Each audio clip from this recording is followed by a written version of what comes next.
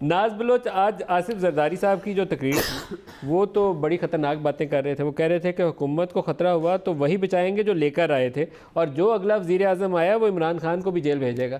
آپ بتائیے اس سٹیٹمنٹ کا کانٹیکس کیا ہے؟ بسم اللہ الرحمن الرحیم.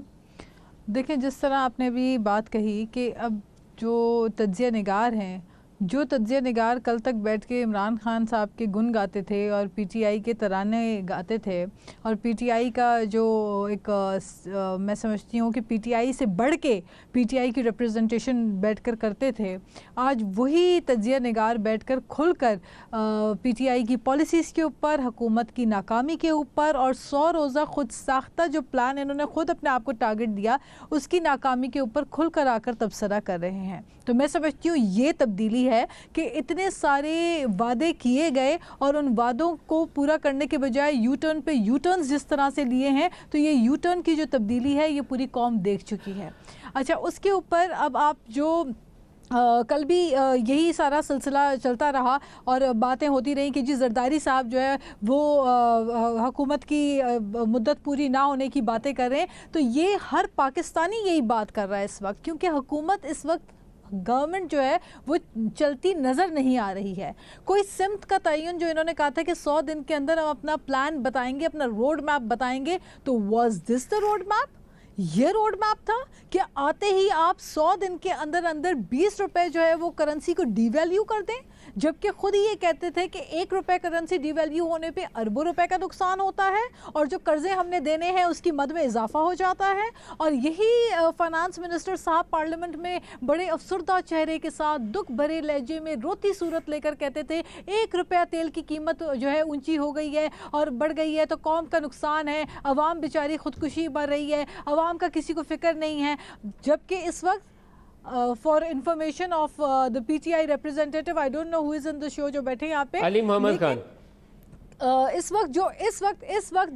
وقت انٹرنیشنل مارکیٹ میں $80 پر بیرل سے نیچے آ کے $50 فی بیرل کے اوپر تیل جا چکا ہے, اور یہاں پہ تیل کی قیمت آسمانوں سے باتیں کر رہی ہیں. سی این جی آپ نے بڑھا دیا, تیل آپ نے بڑھا دیا, آپ نے الیکٹریسٹی کے ریٹس میں اضافہ کر دیا, آپ نے آتے ہی 200 ارب کا عوام کو جو ٹیکہ مارا, آپ نے عوام کو آتے ہی سپلیمنٹری بجٹ کے طور پہ ایک اور برڈن جو اتنا بڑا ڈالا, اس میں آپ کو سکون نہیں ملا. آپ نے کہا یہ تو بہت کم ہے, اب تو مزید عوام کے اوپر بورڈ ڈالنا چاہیے. کرتے کرتے انفلیشن 20 سے 30% انفلیشن آپ نے کر دی, آپ کو پھر بھی سکون نہیں ملا, تو آپ گیس بڑھاتے ہیں, پھر آپ پیٹرول کے ریٹس بڑھاتے ہیں, اس میں بھی سکون نہیں ملتا, پھر آپ کرنسی ڈی ویلیو کرتے ہیں, اور پھر آ کے مزے کی بات کے آ کے کہتے ہیں, وزیر اعظم صاحب کہتے ہیں کہ جی مجھے تو پتہ ہی نہیں ہے کہ اسٹیٹ بینک نے کب یہ ریٹس طے کر لی اور کب ریٹس فلکچویٹ کر کے بڑھا دیے گئے, جبکہ فائنانس منسٹر کہتے ہیں کہ جی یہ ہماری نالج میں تھا.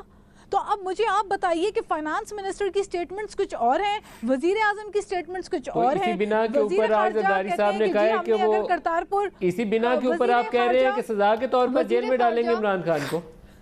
یہ جو بیان تھا زرداری صاحب کا, میں ذرا گزارش کر دوں, وزیر خارجہ اگر راہداری کھولتے ہیں سکھوں کے لیے تو اس کو وزیر خارجہ کہتے ہیں جناب یہ تو گوگلی ماری ہے ہم نے, اور وزیر اعظم کہتے ہیں جی ہم نے گوگلی نہیں ماری ہے. تو یہ جو پوری قوم دیکھ رہی ہے, یہ اس قسم کا جو ڈرامہ ہے یہ اس سے پہلے تو کبھی نہیں ہوا. اور میں ایک اور بات بتا دوں کہ جب پیپلز پارٹی کو گورنمنٹ ملی تھی, ہم نے ایک عامر پرویز مشرف کے بعد ہمیں جو حکومت ملی, میں دوبارہ آپ کی طرف آتا ہوں, آپ نے بہت سارے ایشوز چھیڑ لیے, پہلے میں خرم صاحب کو بھی اس میں شامل کر لوں. خرم صاحب, بعض چیزیں انیویٹیبل ہوتی ہیں اکانومی کے اندر, اگر آپ نے ایڈجسٹمنٹ کرنی ہے الیکٹریسٹی پرائسز میں, گیس پرائسز میں, تو آپ کو کرنی پڑتی ہے, نہیں تو آپ بجٹ کے اوپر ہٹ لیتے ہیں. بجٹ سے پیسے دے دیں یا ادھر سے دے دیں, پیسہ تو لوگوں کا ہی جا رہا ہوتا ہے.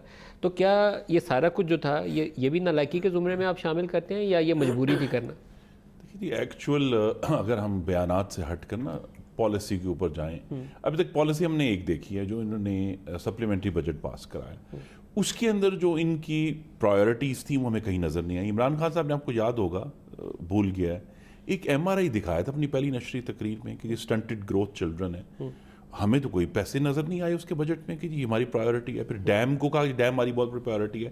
آج بھی دیامر بھاشا کے لیے وہی 26.3 بلین روپیز ہیں جو ہم چھوڑ کر گئے تھے بجٹ کے اندر. چیف جسٹس بھی تو اکٹھے کر رہے ہیں, وہ تو علیحدہ کریں گے اب, اور جتنے انہوں نے اکٹھے کیے ہیں اس سے کئی 100 گنا صرف اس ڈی ویلیویشن کی وجہ سے اس کی ایسٹیمیٹ جو ہے نا وہ کاسٹ بڑھ گئی. ٹھیک ہے, تو سیریس ایشوز تو یہی تھے نا کہ اگر ابھی تک ہمیں پتہ چلتا کہ ایف بی آر میں کوئی بہت ریڈیکل ریفارم، چلو جی پالیسی دے دی ہے، سوائے یہ کہ انہوں نے ایڈمنسٹریشن اور پالیسی کو علیحدہ علیحدہ کیا ایف بی آر میں، اور کوئی ریفارم ہمیں نظر نہیں آیا. یہ اچھا انیشیٹو ہے لیکن it will take time. It will take time نا جی. یہ تو ہوتا ہے نا کہ آپ کہیں گے اچھا جی اس سے ہم جو ہے وہ ریز کریں گے، تو پھر ان دی اینڈ کہاں آ کے کمانڈ ٹوٹی نا جی. کمانڈ ٹوٹ گئی آ کے کہ بجلی بڑھا دو، کھاد بڑھا دو، گیس بڑھا دو. گیس کی وجہ سے بجلی بھی بڑھا دو کیونکہ وہ گیس کے علیحدہ امپیکٹ آیا. اور کل جو گفتگو فرمائی نا جی، اچھا جن لوگوں کو آئی ایم ایف کی نیگوسیشن سے واقفیت ہے، آپ کی حکومت میں بھی ایک ایگریمنٹ ہوا تھا، آپ واقف رکھتے ہوں گے. آئی ایم ایف کی اسٹینڈرڈ ریسیپی جو ہے وہ ایک ڈی ویلیوشن سے اسٹارٹ ہوتی ہے. آپ کی ایکسپورٹ نہیں بڑھتی، وہ کہتے ہیں ڈی ویلیو کر دو. پھر وہ کہتے ہیں یہ فسکل ڈیفیسٹ بڑا اوپر جا رہا ہے، یہ سرکولر ڈیٹ کا ایشو ہے، وہ کہتے ہیں ٹیرفس بڑھا دو.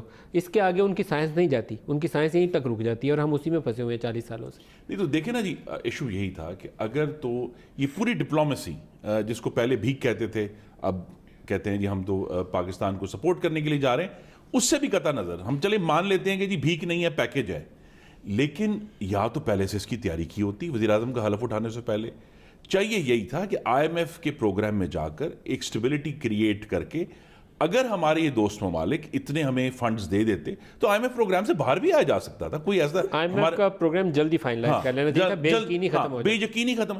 اب کل جو صرف یہ جو مڈ ٹرم والی بات نہیں کی، اس کے علاوہ 3 اور بڑی سنجیدہ گفتگو. وزراء کی چھٹی کرانے کی بھی بات کی. انہوں نے اس کا مطلب ہے اپنی ٹیم سے ہی is not happy with his team. جو ہے میرے بھائی ہمیں بتائیں گے، میرے خیال میں جو سیریس ایشو تھا وہ یہ تھا، ایک نے کہا کہ اگر پارلیمنٹ سے نہیں ہوتا تو ہم آرڈیننس کے ذریعے حکومت کریں گے. یہ کوئی اچھی بات نہیں کی، یہ مثبت بات نہیں ہے. دوسرا انہوں نے کہا کہ اگر میرے ہاتھ میں نیب ہوتا تو 50 لوگ اندر ہوتے. بھائی یہ پہلے بھی کہہ چکے ہیں، لیکن وہ پارلیمنٹ سے ساری چیزیں نہیں کرا سکتے. تیسری بات یہ کہ ایک طرف تو کریڈٹ لیا کہ جی ہم نے اسٹیٹ بینک کو آٹونومی دی، پھر انہوں نے کہا جی ہم تو کمیٹی بنا رہے ہیں مینیج کرنے کے لیے اس کو.